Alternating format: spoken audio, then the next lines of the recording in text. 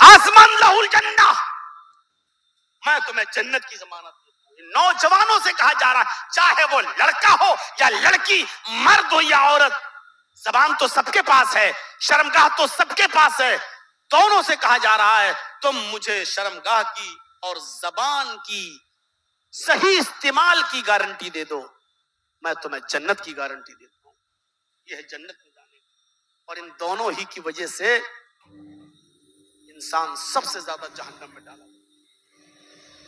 حضرت ابو بکر صدیق تو یہ زبان ایک پکڑ کے کھینچ رہے تھے ایسے، اور مسواک تھی ان کے پاس، ایسے زبان کو مسواک سے مار رہے تھے۔ کسی نے کہا یہ کیا کر رہے ہو؟ کہا اس پر لگام لگا رہا ہوں، یہی وہ چیز ہے جس کی وجہ سے لوگ جہنم میں اوندے منہ ڈال دیے جاتے ہیں۔ اس زبان کو میں کنٹرول میں لا رہا ہوں تاکہ یہ غلط لفظ نہ نکالے منہ سے۔ سوچیے، اب آپ لوگ گھبرائیے گا نہیں، وہ آوازیں آتی ہیں وہ تو ہوگا، جھولا نہیں لگاؤ گے تو جرجس کو سننے کون آئے گا؟ جلسے کی کامیابی تو جھولوں پر، چوڑیوں پر، جلیبیوں پر ٹکی ہوئی ہے نا۔ کل بھی ایک جلسہ کر کے آیا ہوں دلی کے اندر، کوئی جھولا نہیں، کوئی دکان نہیں۔ کیا وہاں سننے والے لوگ نہیں تھے؟ کیا وہ جلسہ کامیاب نہیں ہوا؟ ہم لوگوں کی سوچ ہے جنت میں جانے والے اعمال میں اگر اس پہ بھی ہم آ جائیں تو آدمی کہے گا لو ہم ہی بلاتے ہیں اور ہمارے خلاف بول رہے ہیں۔ آسمان لہو الجنہ، دو چیزوں کی گارنٹی مجھے دے دو، میں تمہیں جنت کی گارنٹی دے دوں۔ یہ عمل ہے جنت میں لے جانے والے اعمال۔ میرے پیارے ساتھیوں ذرا غور کریے ان اعمال پر، دیکھتے جائیے کتنا اس میں محنت لگ رہی ہے، کتنا پیسہ خرچ ہو رہا، ذرا بتائیے تو صحیح، کتنا پیسہ۔ آئیے جنت میں جانے والے اعمال جب آپ سن ہی رہے ہیں تو ایک اور عمل دیکھیے، بخاری کی روایت، بخاری کی حدیث، نبی اکرم جناب محمد رسول اللہ صلی اللہ علیہ وسلم نے فرمایا، ایسی صحابہ کے درمیان بیٹھے ہوئے تھے، اب سن لی، خواتین بھی موجود تھیں، عورتیں بھی آئی ہوئی تھیں۔ آپ نے ان عورتوں کو بہت سی نصیحتوں سے نوازا، نوازنے کے بعد آپ نے ایک بات اور بھی فرمائی، ایُّم امرأۃ ماتت، آئے عورتوں اگر تم میں سے کوئی عورت مر جاتی ہے، آئے عورتوں اگر تم میں سے کسی عورت کا انتقال ہو جاتا ہے، کوئی عورت مر جاتی ہے، کسی عورت کا انتقال ہو جاتا ہے، وَزَوْجُهَا عَنْهَا رَاضٍ، اس عورت کے مرتے وقت اس عورت کا پتی، اس عورت کا ہسبینڈ اس سے راضی تھا، اس عورت کا شوہر اس سے خوش تھا، اس حال میں وہ عورت مری کہ مرتے وقت اس کا شوہر، اس کا ہسبینڈ اگر اس سے خوش تھا، دخلت الجنہ، تو ایسی عورت جنت کے اندر داخل ہوگی۔ اب عورتیں سوچ رہی ہوں گی سب ہمارے اوپر ہے اور مرد کو خوش رکھنا، اور کوئی آدمی مر رہا ہو اور اس کی بیوی ناراض ہو تو یہ حق خدمت کا اللہ نے صرف عورت کو دیا ہے کہ وہ مرد کی خدمت کرے۔ میں نہیں جانا چاہتا ہوں ابھی اس ٹاپک پر کہ ایک عورت اپنے شوہر کے ماں کے کپڑے دھو سکتی ہے یا نہیں دھوگی، اپنے شوہر کے باپ یعنی سسر کے کپڑے بھی دھوئے گی یا نہیں دھوئے گی، اس کی بھی خدمت کرے گی یا نہیں کرے گی۔ میں اس طرف نہیں جانا چاہتا ہوں، میں صرف یہ بتانا چاہتا ہوں آپ کو میرے ساتھیوں کہ عورت کی ڈیوٹی اور عورت کی ذمہ داری ہے کہ وہ اپنے مرد کو، اپنے شوہر کو خوش رکھے۔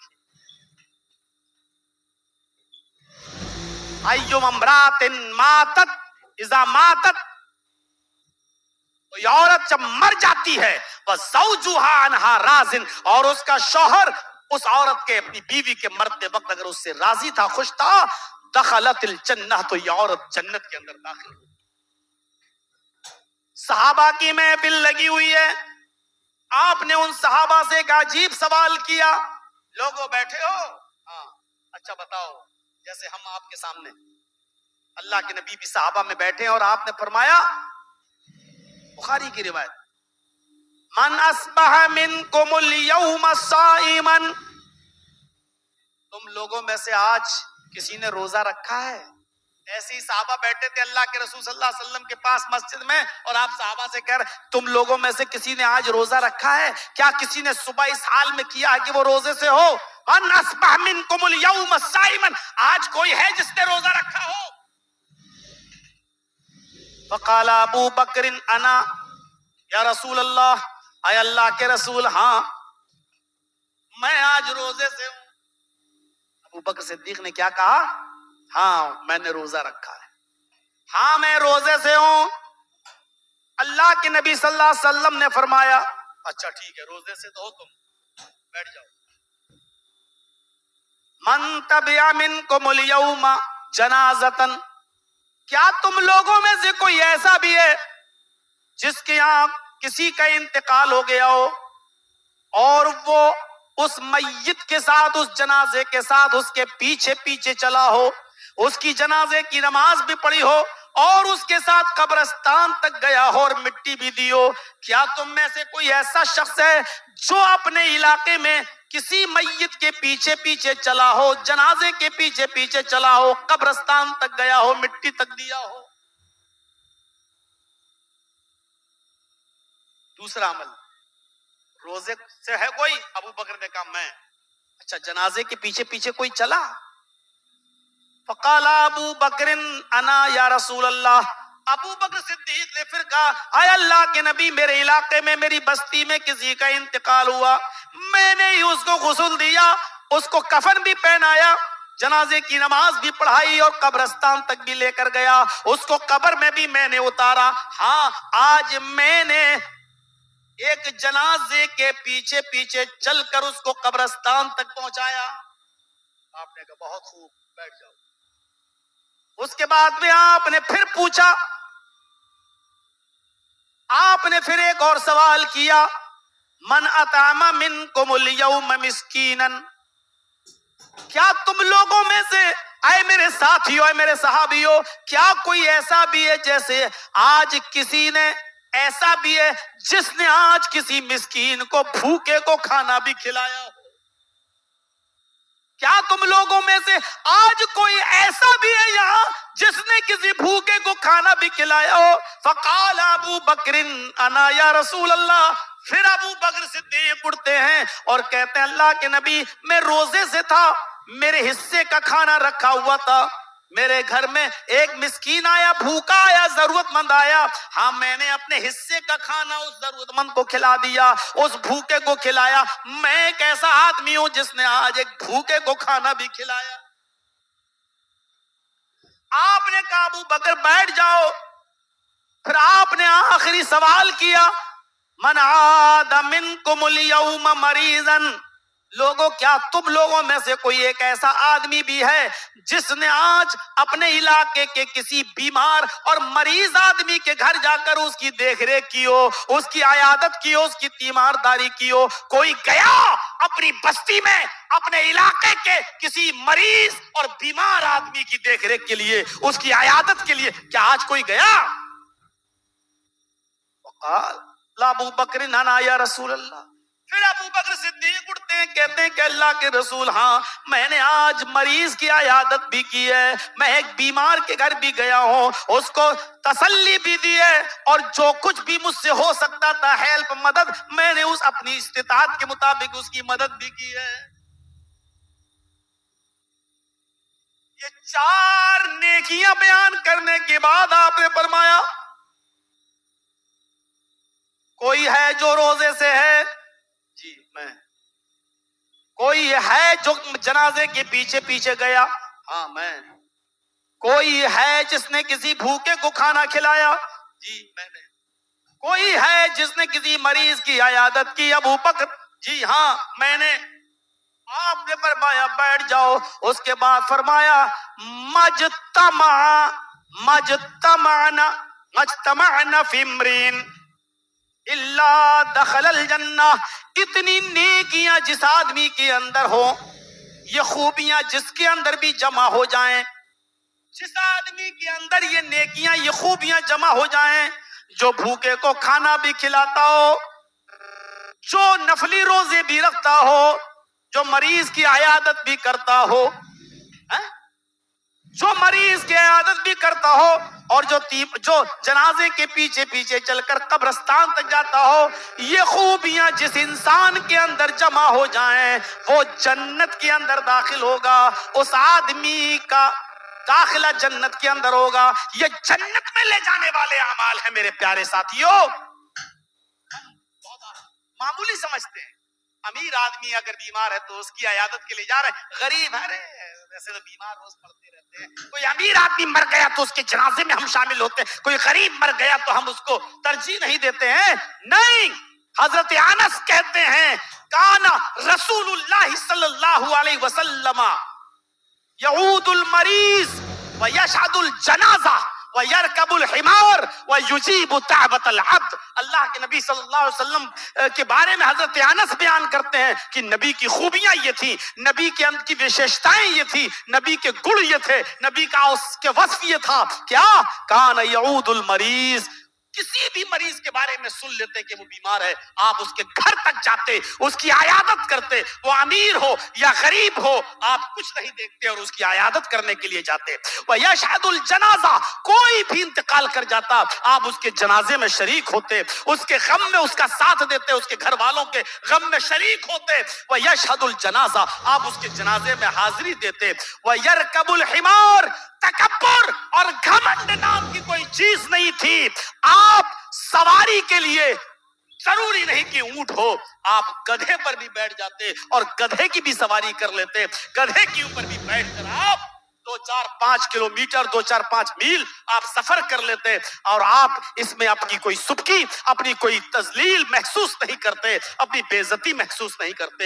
براق پر بیٹھ کر سفر کرنے والی ہستی، براق پر بیٹھ کر جنت اور جہنم کو دیکھ کر آنے والی ہستی دنیا میں جب آئے تو آپ گدھے پر بھی بیٹھ گئے۔ میرے بھائیوں، آپ کے اندر تکبر اور گھمنڈ نام کی کوئی چیز نہیں تھی۔ وَيُجِيبُ دَعْوَةَ الْعَبْدِ، اور آپ اپنے غلام کی دعوت، اپنے نوکر کی دعوت بھی قبول کر لیتے، بلکہ اس کے ساتھ بیٹھ کر کھانا بھی کھا لیتے۔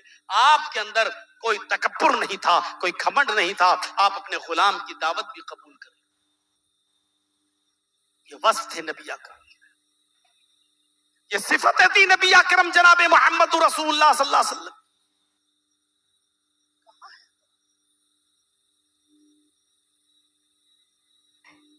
بحرین سے مال آیا،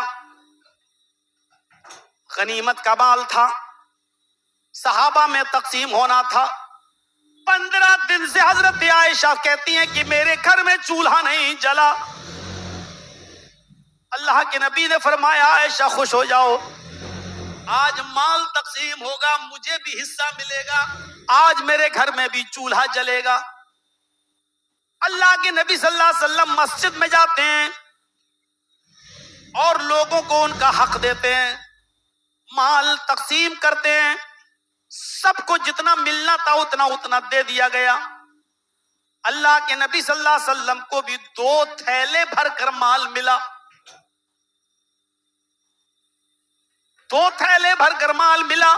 ادھر حضرت عائشہ نے گھر کا چولہا سنبھال لیا، لکڑیاں رکھ دی، آج ہمارے گھر میں بھی گوشت پکے گا، 15 دن کے بعد آج ہمارے گھر میں بھی چولہا جلے گا۔ اللہ کے نبی صلی اللہ علیہ وسلم اپنا حصہ لے کر جب گھر کی طرف آ رہے ہیں، گھر سامنے دکھائی دے رہا ہے، 2 چھوٹے چھوٹے بچے، ایک کی عمر 7 سال، ایک کی عمر 9 سال۔ ایک نے یہ ہاتھ پکڑ لیا، دوسرے نے یہ ہاتھ پکڑ لیا، ایک نے یہ تھیلا پہ ہاتھ رکھ دیا، دوسرے نے اس تھیلے پہ ہاتھ رکھ دیا۔ ایک نے کہا اے اللہ کے نبی میرا باپ نہیں ہے، دوسرے نے کہا اللہ کے نبی میری ماں نہیں ہے، ایک کی عمر 7 سال، ایک کی عمر 9 سال. ایک نے کہا اللہ کے نبی 5 دن سے کھانا نہیں کھایا. دوسرے نے کہا اللہ کے نبی 7 دن سے، پورے ہفتے سے میرے گھر میں چولہا نہیں جلا. اللہ کے نبی صلی اللہ علیہ وسلم نے یہ ہاتھ چھوڑ دیا اور یہ تھیلا اس بچے کو دے دیا. دوسرا ہاتھ چھوڑ دیا، یہ تھیلا اس بچے کو دے دیا. دونوں بچے نبی کے اس تھیلے کو لے کر جا رہے ہیں اور اللہ کے نبی ان بچوں کو اپنے آنکھوں سے دیکھ رہے ہیں. اور اس وقت تک دیکھتے رہے جب تک کہ وہ بچے محمد رسول اللہ کی آنکھوں سے اوجھل نہیں ہو گئے، غائب نہیں ہو گئے. آپ کی آنکھوں میں آنسو تھے ان یتیم بچوں کو دیکھ کر. پھر آپ اپنے گھر کی طرف بڑھے، دروازے پر دستک دی. عائشہ صدیقہ دوڑتی ہوئی آئیں، دروازہ کھولا خوشی خوشی کہ آج اللہ کے نبی اپنا حصہ لے کر آ رہے ہوں گے. جیسے ہی دروازہ کھولا، کیا دیکھتی ہے؟ جیسے گئے تھے ویسے ہی آئے، خالی ہاتھ گئے تھے خالی ہاتھ آئے. کہا السلام علیکم، جواب دیا وعلیکم السلام. اے اللہ کے نبی آپ تو اپنا حصہ لانے والے تھے، کیا ہوا؟